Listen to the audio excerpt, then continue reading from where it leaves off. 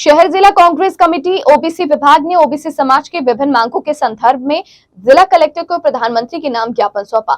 शहर जिला Congress committee OBC विभाग के जिला अध्यक्ष नरेंद्र शर्मा ने बताया कि शहर व ग्रामीण कांग्रेस ओबीसी विभाग के संयुक्त तत्वावधान में यह ज्ञापन सौंपा गया। ज्ञापन में वर्ष 2021 से लंबित जनगणना को जातिगत आधार पर शीघ्रता से आरंभ करने कांग्रेस सरकार द्वारा कार्यवाही गई सामाजिक आर्थिक एवं जातिगत गणना की जातिगत आंकड़े सार्वजनिक करने, ओबीसी समाज का आरक्षण देश में जनसंख्या के अनुपात में करने, नई जनगणना के आंकड़े प्राप्त होने तक 1931 जनगणना के आधार पर तुरंत प्रभाव से ओबीसी आरक्षण 52% करने, नारी शक्ति वंदन अधिनियम में महिलाओं के लिए विधायिका में किए गए 33% आरक्षण के प्रावधान में ओबीसी महिलाओं के लिए ओबीसी की जनसंख्या में अनुपात में आरक्षण का प्रावधान करने, उच्च पदों पर ओबीसी का प्रतिनिधित्व लगभग नगण्य है, इसलिए एससी एसटी की तर्ज पर ओबीसी समाज को सभी स्तरों पर पदोन्नति में आरक्षण देने की मांग की गई। इसके अलावा ओबीसी वर्ग के उद्यमियों के लिए ओबीसी वित्त निगम की स्थापना करने, निजी क्षेत्र में भी ओबीसी के लिए आरक्षण का प्रावधान करने, सभी केंद्रीय विश्वविद्यालयों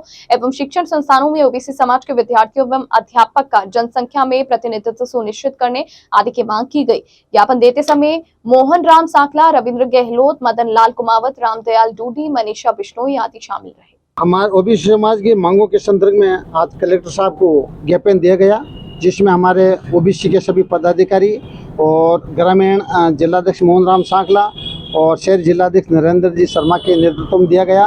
हमारी ओबीसी के लिए मांग है, पहली हमारी मांग है 2021 से लंबित जनगणना को जातिगत आधार पर शीघ्रता से आरंभ किया जाए। नंबर 2, कांग्रेस सरकार द्वारा कराई गई सामाजिक आर्थिक एवं जातिगत जनगणना के जातिगत आंकड़े स्वीकार सार्वजनिक किए जाएं। ओबीसी विभाग का आरक्षण देश में जनसंख्या के अनुपात में किया जाए। नई जनगणना के आंकड़े प्राप्त होने तक 1931 जनगणना के आधार पर तुरंत प्रभाव से ओबीसी आरक्षण 52% किया जाए। नारी शक्ति वंदन अधिनियम में महिलाओं के लिए विधेयक में किए गए 33% आरक्षण के प्रावधान में ओबीसी महिलाओं हेतु ओबीसी की जनसंख्या के अनुपात में आरक्षण का प्रावधान किया जाए। संसद में ओबीसी समाज का प्रतिनिधित्व जनसंख्या के अनुपात में काफ़ी कम है तथा लोकसभा, राज्यसभा, विधानसभा की सीटों पर ओबीसी की जनसंख्या तथा विधानसभा की सीटों पर ओबीसी की जनसंख्या के अनुपात में आरक्षण का प्रावधान किया जाए। उच्च पदों पर ओबीसी का प्रतिनिधित्व लगभग नगण्य है, इसलिए एससी एसटी की तर्ज पर ओबीसी समाज को सभी स्तरों पर पदोन्नति में आरक्षण दिया जाए। आर्थिक आधार पर ईडब्ल्यूएस कोटा के 10% आरक्षण में ओबीसी को भी शामिल किया जाए। ओबीसी समाज के उत्थान हेतु केंद्र सरकार में पृथक अन्य पिछड़ा वर्ग मंत्रालय अन्य पिछड़ा वर्ग विकास निगम की स्थापना की जाए। ओबीसी वर्ग के उद्यमियों के लिए ओबीसी वित्त निगम की स्थापना की जाए ताकि हमारे प्राचीन काल से चले आ रहे उद्योगों की पुनर्स्थापना हेतु फंडिंग की जा सके। निजी क्षेत्र में भी ओबीसी के लिए आरक्षण का प्रावधान किया जाए। सभी केंद्रीय विश्वविद्यालयों, शिक्षण संस्थाओं में ओबीसी समाज के विद्यार्थी एवं अध्यापकों का जनसंख्या के प्रतिनिधित्व सुनिश्चित किया जाए।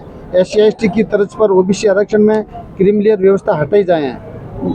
मंडल आयोग की समस्त सिफारिशों को ओबीसी वर्ग हेतु तत्काल प्रभाव से लागू की जाए। हमें आशा है कि हमारी बात प्रधानमंत्री जी इस पर गौर करेंगे और हमें पूरा विश्वास है कि इसको जल्दी से जल्दी ओबीसी को आरक्षण की व्यवस्था करेंगे।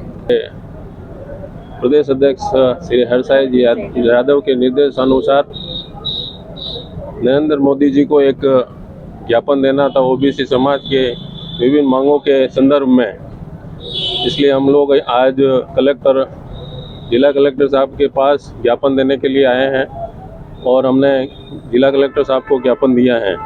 हमारी विभिन्न मांगों के तहत जो हमारी मांगे हैं नरेंद्र मोदी साहब से, वो सबसे पहले 2021 से लंबित जनगणना को जातिगत आधार पर शीघ्रता से प्रारंभ किया जाए। कांग्रेस सरकार द्वारा करवाई गई सामाजिक, आर्थिक और जातिगत जनगणना के जातिगत आंकड़े सार्वजनिक किए जाए। ओबीसी समाज का आरक्षण देश में जनसंख्या के अनुपात में किया जाए। नई जनगणना के आंकड़े प्राप्त होने तक 1931 की जनगणना के आधार पर तुरंत प्रभाव से ओबीसी आरक्षण को 53% किया जाए। नारी शक्ति वंदन अधिनियम में महिलाओं के लिए विधेयक जो 33% आरक्षण के प्रावधान में ओबीसी को आरक्षण हेतु जनसंख्या के अनुपात में ओबीसी को आरक्षण दिया जाए। संसद में ओबीसी समाज का प्रतिनिधित्व जनसंख्या के अनुपात के आधार पर किया जाए, जो कि लोकसभा, राज्यसभा, विधानसभा की सीटों पर ओबीसी की जनसंख्या तथा विधानसभा की सीटों पर ओबीसी की जनसंख्या के अनुपात में आरक्षण का प्रावधान किया जाए। उच्च पदों पर ओबीसी का प्रतिनिधित्व लगभग नगण्य है, इसलिए SC ST और की तर्ज पर ओबीसी समाज को भी सभी स्तरों पर पदोन्नति में आरक्षण दिया जाए। आर्थिक आधार पर EWS कोटा के 10% आरक्षण में ओबीसी को भी शामिल किया जाए। ओबीसी समाज के उत्थान के लिए केंद्र सरकार में पृथक अन्य पिछड़ा वर्ग और मंत्रालय तथा अन्य पिछड़ा वर्ग विकास निगम की स्थापना की जाए। ओबीसी के उद्यमियों के लिए ओबीसी वित्त निगम की स्थापना की जाए, ताकि हमारे प्राचीन काल से चले आ रहे उद्योगों की पुनः स्थापना हेतु फंडिंग की जा सके। निजी क्षेत्र में भी ओबीसी के लिए शिक्षण संस्थानों में ओबीसी समाज के विद्यार्थियों एवं अध्यापकों एवं जनसंख्या के प्रतिनिधित्व सुनिश्चित की जाए। SC ST की तर्ज पर भी ओबीसी आरक्षण में क्रीमी लेयर की जो व्यवस्था है उसको हटाया जाए। मंडल आयोग की समस्त सिफारिशों को ओबीसी वर्ग हेतु तत्काल प्रभाव से की जाए। इन सभी मांगों के तहत, जो कि ओबीसी अभी 50% से ऊपर हैं, जो निश्चित ही ओबीसी के लिए जो जीवन स्तर में सुधार किया जा सकता है और देश में विकास के लिए ओबीसी की भागीदारी सुनिश्चित की जाए। इन सभी मांगों के तहत हमने आज जो कलेक्टर साहब को ज्ञापन दिया है मोदी जी के लिए, वो हमने सभी पदाधिकारी और जोधपुर शहर जिला कांग्रेस कमेटी ग्रामीण के मोहन राम जी जो सांकला है हमारे साथ में हैं। धन्यवाद।